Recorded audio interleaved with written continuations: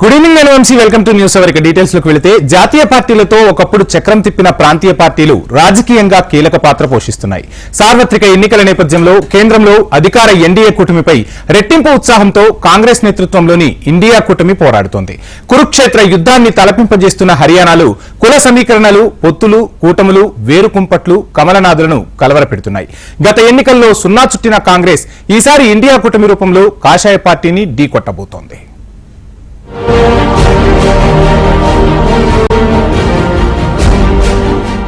హర్యానా రాజకీయాలు జాతీయ, ప్రాంతీయ పార్టీల ఎత్తుజిత్తుల నడుమ సాగుతున్నాయి. కురుక్షేత్ర యుద్ధాన్ని తలదన్నే రాజకీయాలకు హర్యానా కేరఫైంది. ఇక్కడి రాజకీయాల్లో కుల సమీకరణలు, పొత్తులు, కూటములు, వేరుకుంపట్లు సహజమయ్యాయి. 2 దశాబ్దాలుగా రాష్ట్రంలో అధికారంలో ఉన్న పార్టీకే లోక్సభ ఎన్నికల్లోనూ ఆధిపత్యం లభిస్తూ వస్తోంది. 2005 నుంచి 2014 వరకు కాంగ్రెస్ చక్రం తిప్పింది. 2014లో హర్యానా జనహిత కాంగ్రెస్తో పొత్తు పెట్టుకున్నప్పటికీ బీజేపీకి పెద్దగా ప్రయోజనం లభించలేదు. బీజేపీ 8 స్థానాల్లో పోటీ చేసి 7ని దక్కించుకోగా 3 చోట్ల పోటీ చేసిన హెచ్జేసీకి ఒక్క సీటు దక్కలేదు. హర్యానాలో 3 సార్లు కాంగ్రెస్ సీఎంగా పనిచేసిన భజన్లాల్ 2007లో కుమారుడు కుల్దీప్ బిష్నోయ్తో కలిసి హెచ్జేసీ పార్టీని స్థాపించారు. 2016లో కాంగ్రెస్లో విలీనం చేశారు.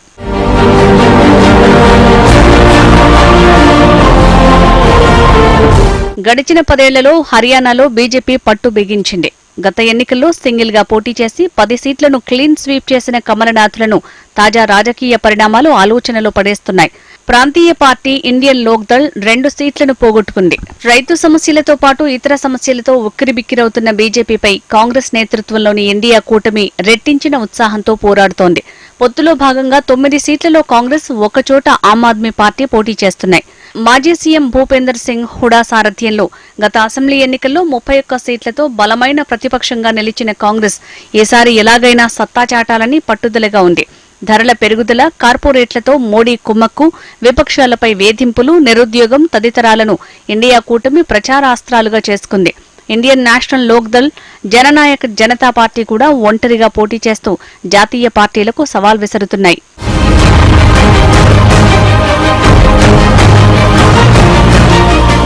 బీజేపీ హర్యానా రాష్ట్ర చీఫ్ నిశాంత్ సింగ్ ఎన్నికల వేళ పార్టీకి గుడ్ బై చెప్పి షాక్ ఇచ్చారు.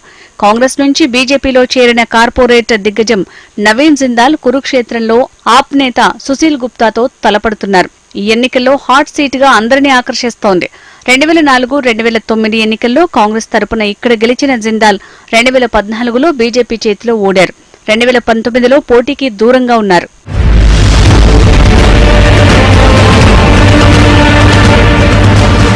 2014 లోక్సభ ఎన్నికల్లో 7 సీట్లు గెలిచిన ఊపులో అసెంబ్లీ ఎన్నికల్లోనూ బీజేపీ సొంతంగా మెజారిటీ సాధించింది. మనోహర్ లాల్ ఖట్టర్ సీఎం అయ్యారు.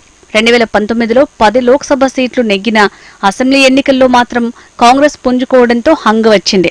అయినా బీజేపీ స్వతంత్రుల మద్దతుతో బీజేపీ మళ్లీ గద్దెనెక్కింది. బీజేపీ చీఫ్ దుష్యంత్ కి ఉప ముఖ్యమంత్రి పదవి కట్టబెట్టింది. లోక్సభ ఎన్నికల్లో సీట్ల సర్దుబాటుపై విభేదాలతో బీజేపీ జేజేపీ పొత్తుకు తెరపడింది. దాంతో మనోహర్ లాల్ ఖట్టర్, దుష్యంత్ రాజీనామా చేశారు.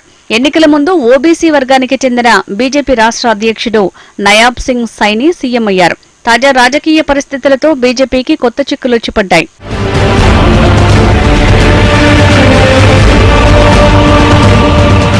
ఐఎన్ఎల్డీ వ్యవస్థాపకుడు, హర్యానా సీఎంగా ఉప ప్రధానిగా చేసిన చౌదరి దేవీలాల్ అనంతరం పార్టీ పగ్గాలు చేపట్టిన కుమారుడు ఓం ప్రకాష్ చౌతాలా 4 సార్లు సీఎం అయ్యారు. ఉద్యోగ నియామకాల కుంభకోణంలో ఆయన, అవినీతి కేసుల్లో పెద్ద కుమారుడు అజయ్ సింగ్ చౌతాలా జైలుకు వెళ్లారు. దాంతో రెండో కుమారుడు అభయ్ సింగ్ చౌతాలా పార్టీ పగ్గాలు చేపట్టారు. అన్నదమ్ముల కుమ్ములాటతో పార్టీ చీలిపోయింది. అజయ్ సింగ్ కుమారులైన దుష్యంత్ చౌతాలా, దిగ్విజయ్ చౌతాలాను పార్టీ నుంచి తొలగించారు. దాంతో తండ్రి, సోదరునితో కలిసి దుష్యంత్ జననాయక్ జనతా పార్టీని స్థాపించారు. గత లోక్సభ ఎన్నికల్లో జేజేపీ ఆప్తో కలిసి పోటీ చేసిన ఒక్క సీటు దక్కలేదు. అభయ్ సారథ్యంలోని ఐఎన్ఎల్డీ కూడా ప్రభావం చూపలేకపోయింది.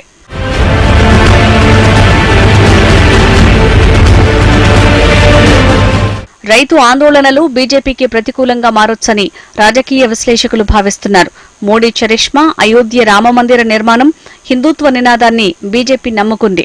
సీఎం మార్పు, ప్రభుత్వ వ్యతిరేకత, ఇతర పరిణామాలు కమల్నాథుల జోరుకు కళ్లెం వేస్తాయని మరికొందరు రాజకీయ పండితులు చెబుతున్నారు. ఫలితాలు వెల్లడైతే గాని రాజకీయ ముఖచిత్రం ఎలా ఉంటుందనేది తేలదు.